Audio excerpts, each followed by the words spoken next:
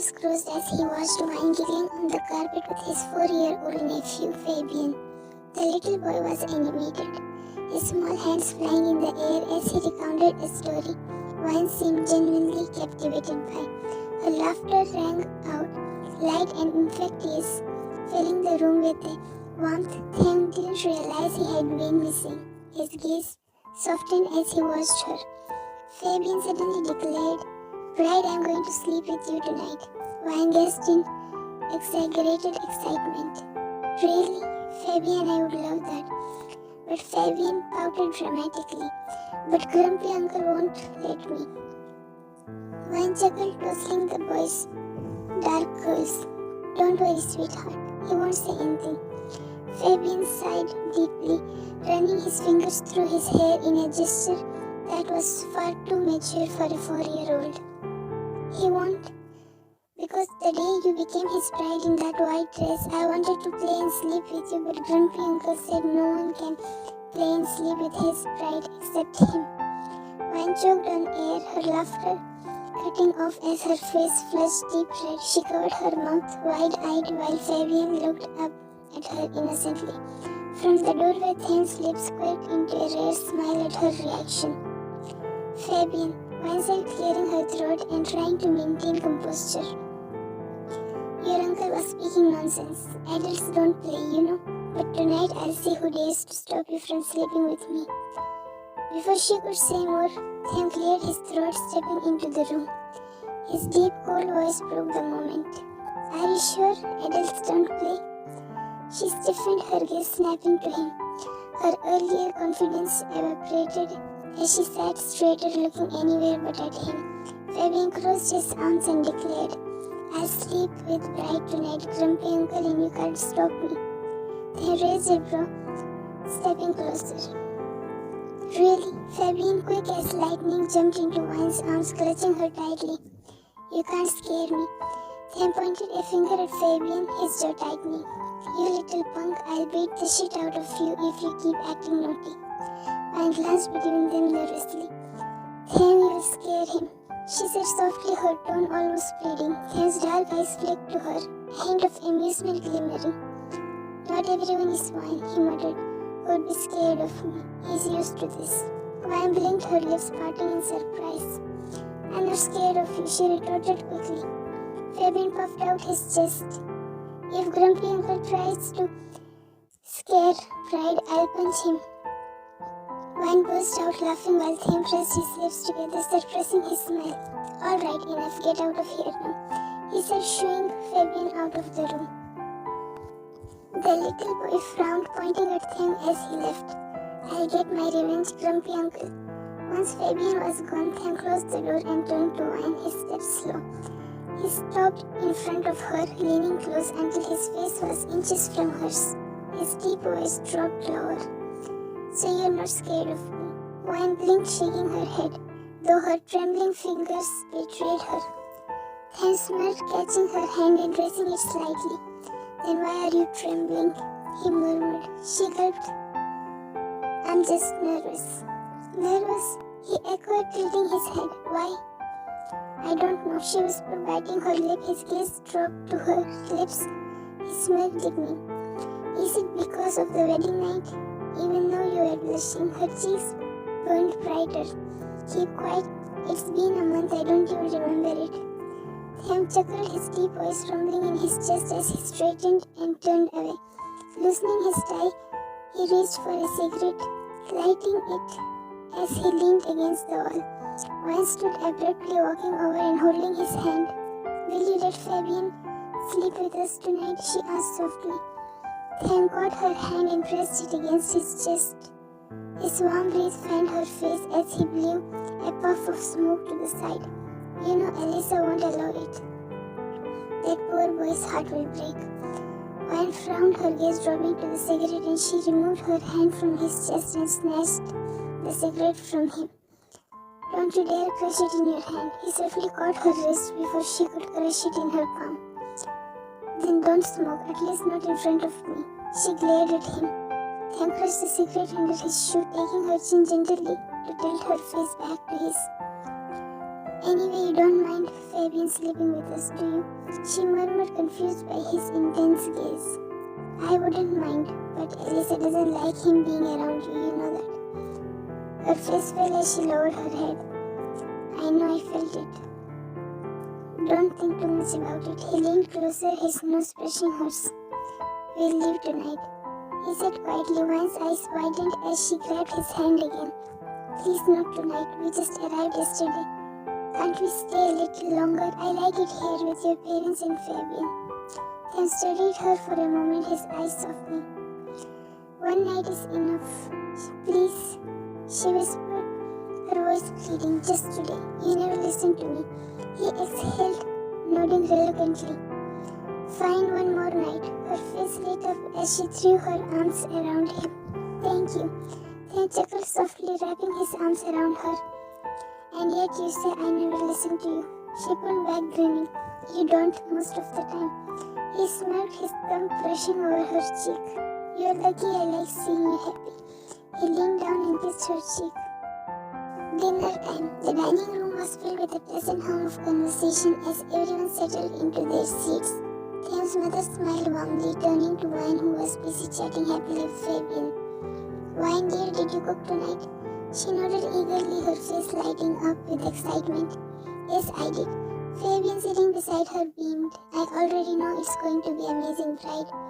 His innocent compliment brought smiles to most of the table, with Tim's parents praising her enthusiasm. However, the atmosphere darkened as Tim's grandma Julie and Elisa exchanged disdainful glances, their stares sharp and cold.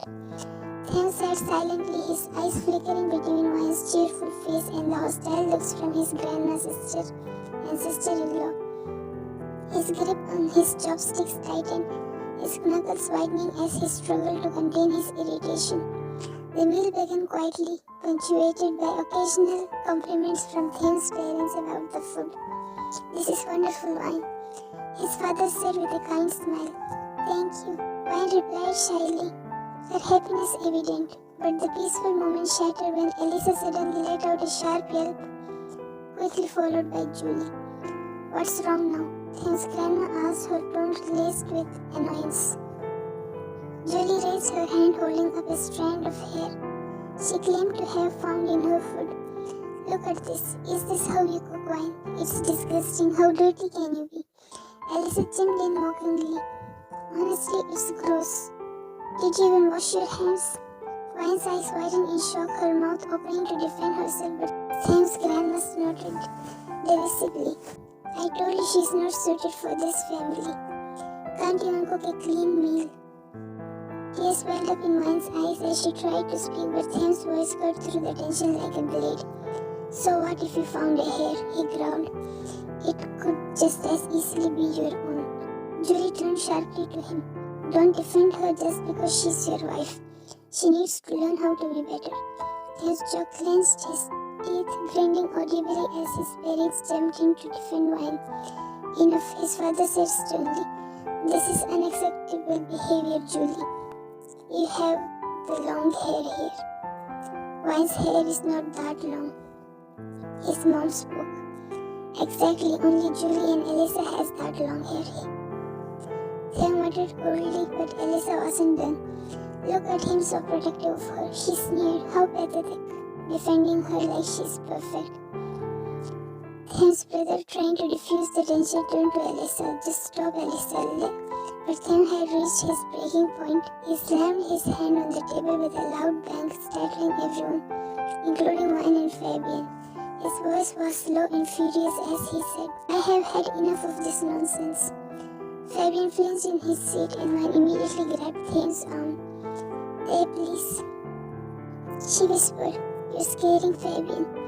Tim's gaze softened momentarily as he glanced at the boy, but his anger quickly reignited. He turned to the elderly maid and ordered, Take their plates away. They don't deserve to eat this food. Julie and Elisa gasped in outrage, but Tim ignored them. He turned to his brother. Order takeout for them, he commanded coldly. Wine tugged on his sleeve gently, her voice trembling. There, please calm down. He looked at her, his expression still stormy but softening at her pleading eyes. "Come to the room and pack, we are leaving," he said firmly. Before she could protest, he grabbed her hand and led her out of the dining room, his parents calling after him, but he ignored them, slamming the door shut with a loud bang that made Wayne flinch. His anger was palpable, his jaw clenched and his chest heaving as he paced back and forth, running his fingers through his hair in frustration. Wayne timidly broke the tense silence, her voice soft. "I'm sorry, I didn't mean to bring you trouble." Then stopped in his tracks, exhaling sharply. He turned to her, his gaze softening for a moment before it hardened again. Walking toward her, he gently gripped her shoulders, looking her in the eyes. "What are you apologizing for? Couldn't you see they were deliberately trying to insult you? Alyssa clearly hates you and so do Julie and Grandma. But you could have taken it calmly." Fabian was scared and Grandma is old, let her be. Then cupped her face. "I can't help it. Alyssa is getting on my nerves, so are Grandma and Julie."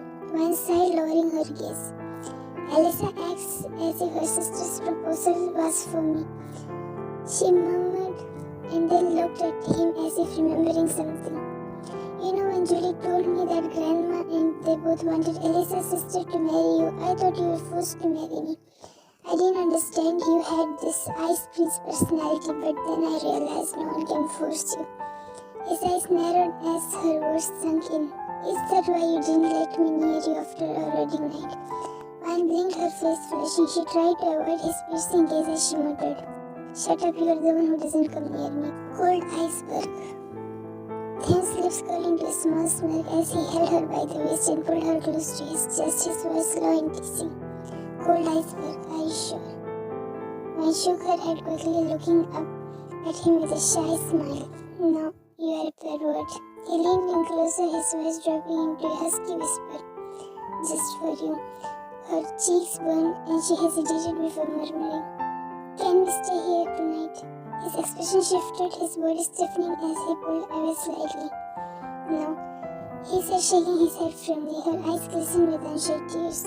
"Please stay. I want to spend some time with Mom, Dad and Fabian," she whispered, her voice trembling. Then looked away, avoiding her teary eyes. "Mom and Dad can come out to our place," he said softly, his tone conflicted. "And after what happened tonight, Alyssa wouldn't let Fabian near you." When lowered her head,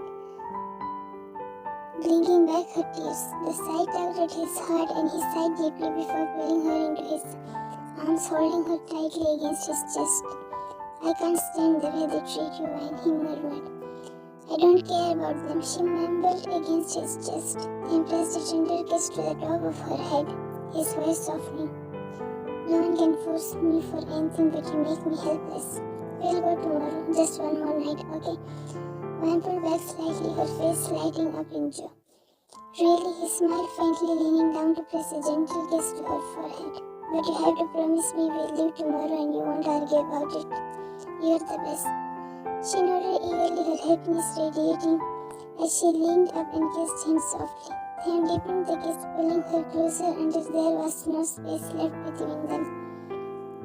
One's hand slid up to his chest, clutching at his shirt as her heart raced.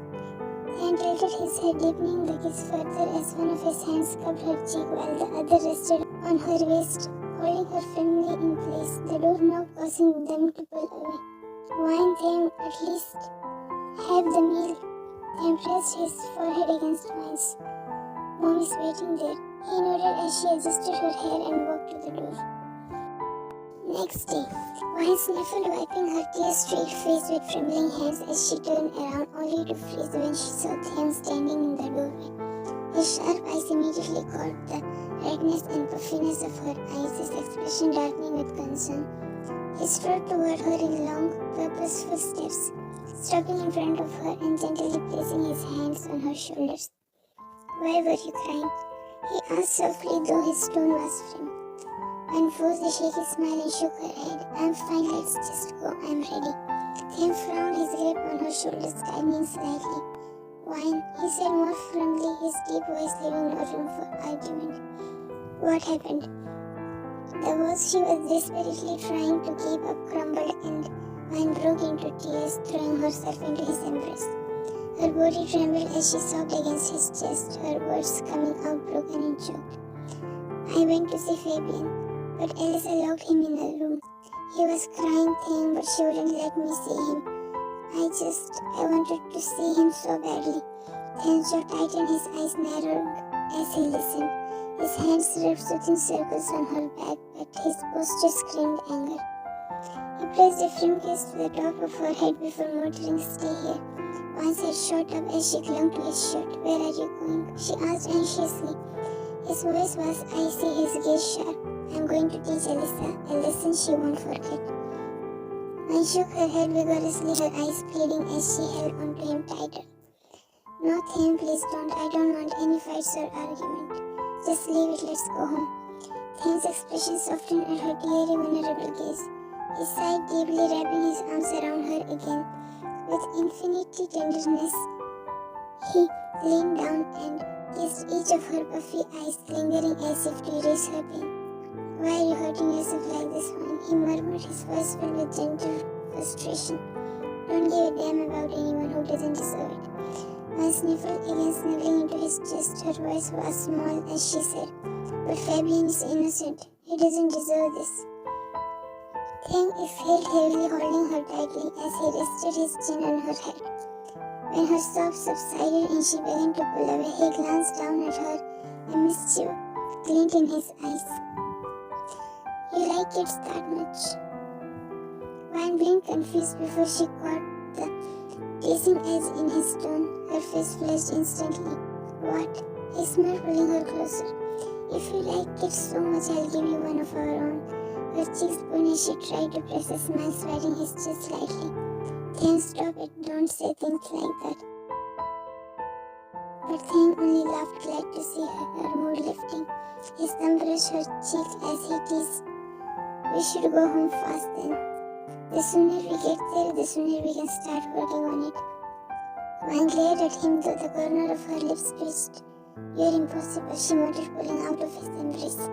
But Thane wasn't done. He grabbed her wrist, pulling her back into his arms as his mood deepened. "What? I'm just saying we should make good use of our time," he murmured, his voice dropping into a playful whisper, while laughed despite herself, shaking her head as she playfully pushed at his chest. "Stop it, we need to leave now." Thane chuckled, his gaze sparkling with mischief. "Yeah, let's go. After all, making babies takes time and we shouldn't waste any of it." Wine spat at him again, laughing as she shook her head. "You're the worst." He laughed along with her, his heart lightening at the sound of her laughter. Holding her hand firmly, he led her toward the door, his playful teasing continuing as they walked away. Time skip. Fabian was sprawled on the floor, the sound of his laughter filling the living room as he played a game with Wine. She sat comfortably on the couch, her 8-month pregnant belly resting on her lap as she leaned forward to play along, her smile radiant. Just then, a knock on the door interrupted their fun. "Fabian," Jason's voice called from outside. "Are you coming or not?" Wine placed the game controller aside, her warm smile lighting up the room as she carefully stood up, her hands instinctively cradling her swollen belly. "Jason, come in," she called out warmly. "Why don't you sit for a while?" Jason stepped inside, his face softening at her invitation. He shook his head with a polite smile. "Thanks, Wine, but I have something important to do. I'll visit another day." Wine nodded understandingly, her smile unwavering. Meanwhile, Fabian pouted, rushing to hug her knees tightly. "I'm going to miss you," he mumbled, his voice muffled against her. Wine chuckled, reaching down to ruffle his hair affectionately. "I'll miss you too, sweetheart. Be good for Dad, okay?" Jason frowned, his gaze landing on Fabian. "You little punk, can't you see Wine can't stand for too long? Let her rest." "It's fine, really." Wine reassured, but Fabian rolled his eyes dramatically at his father and reluctantly let go, walking over to him. As Jason adjusted Fabian's coat, Wine asked with a small, curious smile, "Will Alyssa be angry?" Jason laughed, a hint of defiance in his tone. "Don't worry about her. I know how to handle her." Wine's smile widened, but before she could respond, the door opened and Tim stepped inside, his sharp suit slightly wrinkled from the way. His eyes immediately softened at the sight of Wine. "Jason, you're here." Jason nodded, patting Fabian's head. Yeah, I'm here to take Fabian. We'll leave now. Take care of Fine. Then smiled, reaching down to pick up Fabian and spinning him slightly, making the boy giggle. Don't worry, I always do, he replied before giving Fabian a goodbye hug. After Jason and Fabian left, Vine sat back down, letting out a small sigh of relief. Tim joined her on the couch, his eyes filled with warmth as he glanced at her. But before he could say anything, Vine turned her face away pointedly. Don't talk to me, she said curtly, crossing her arms. Tim blinked, confused. What? Why? I messaged you to come home in 10 minutes. Vine snapped, her eyes narrowing as she glared at him. You showed up 7 minutes late. Were you that busy? Tim frowned, holding up his hands in defense. I was in meeting. I saw your message 1 minute late. I came as fast as I could. Her hormones flared, tears welling up in her eyes as she mumbled. So now you're saying I'm a liar.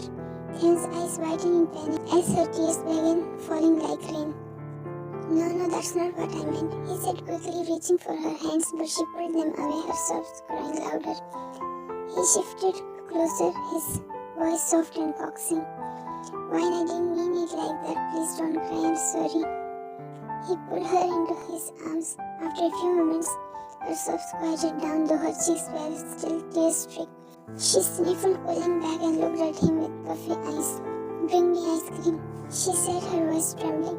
Then blinked at her, then glanced out the window at the chilly weather.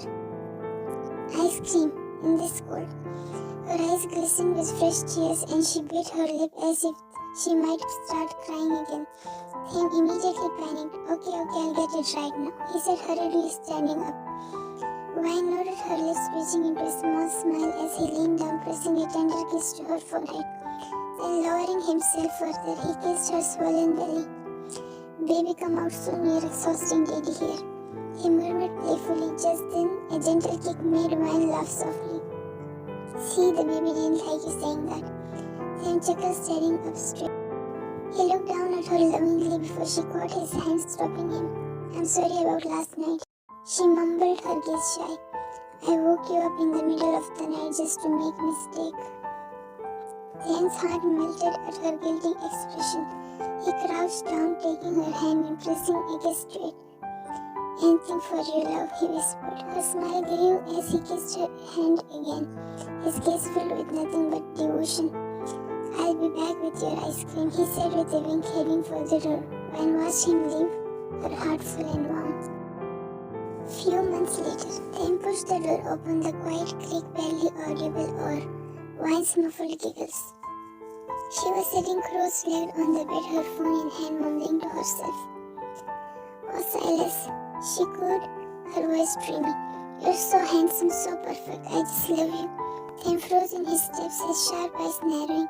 His gaze flicked between her and their 2-month-old baby girl, who was sleeping peacefully in her bassinet nearby.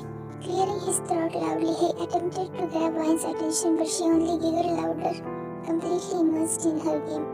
His jaw tightened as he walked closer, his long fingers combing through his dark hair in frustration. Vine, he called, his deep voice steady but tinged with irritation.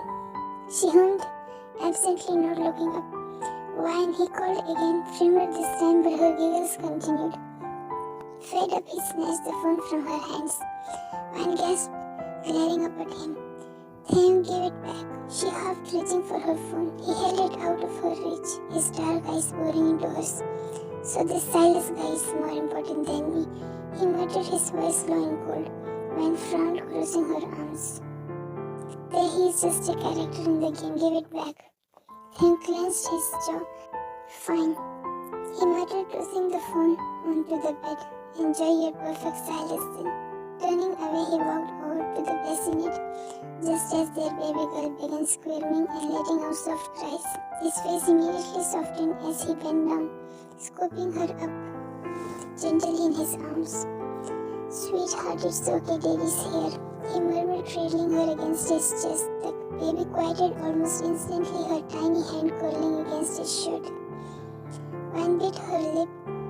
Guilt was washing over her as she watched the tender moment. Rising to her feet, she padded over to him and tugged lightly at his shirt. "I am sorry," she murmured softly, her tone sincere. He didn't respond, his focus entirely on their daughter as he kissed her chubby cheek. "You're the only one who loves me, aren't you, princess?" he said with a smile, his voice warm and playful. Wine pouted, stepping in front of him. "Then come on," she pleaded, her fingers lightly brushing his. "I wasn't ignoring you on purpose." He finally looked at her, his gaze cold and distant. But as her eyes glistened with unshed tears, his resolve crumbled. Letting out a heavy sigh, he muttered, "You always make me helpless, Wine." Her lips curved into a soft giggle as she rested her head against his shoulder. "You shouldn't be jealous of a game character," she teased, her voice light, then gave her a flat look before lying there, baby girl, gently on the bed, tucking her in with utmost care. Then he turned to face Wine fully, his lips curling into a mischievous smirk. "I'm not jealous of Silas," he said, his voice dropping an octave as he leaned in. "But you, Mrs. Kim, have some making up to do." Wine's cheeks flushed as she tried to look away, but Tim was quicker. He cupped her chin, tilting her face up to meet his smoldering gaze. "What's wrong, love?" he teased, his thumb brushing her cheek. "You're not shy, are you?" "Hey," she stammered, her laughter bubbling up as he leaned closer. He smirked, his lips coasting over hers. "You're gushing over some fictional guy," he murmured. "I think I deserve some attention now." I couldn't help but laugh, her hands resting against his chest. "You're so dramatic," she teased, trying to push him away, but he only pulled her closer. "Dramatic?" he mused, his voice laced with playfulness. "Let me show you how real I am." Before she could respond, Tim leaned in, capturing her lips in slow, lingering kiss. One melted against him, her hands slipping up to his shoulders as his arms wrapped securely around her waist. When they finally pulled apart, both slightly breathless, Wine giggled, her forehead resting against his. Okay, you win. No more Silas." Then chuckled. "Good," he murmured, brushing a strand of hair from her face. "Because you're mine, Wine. Always." She nodded, her smile soft and full of love. "Always. You're the best thing."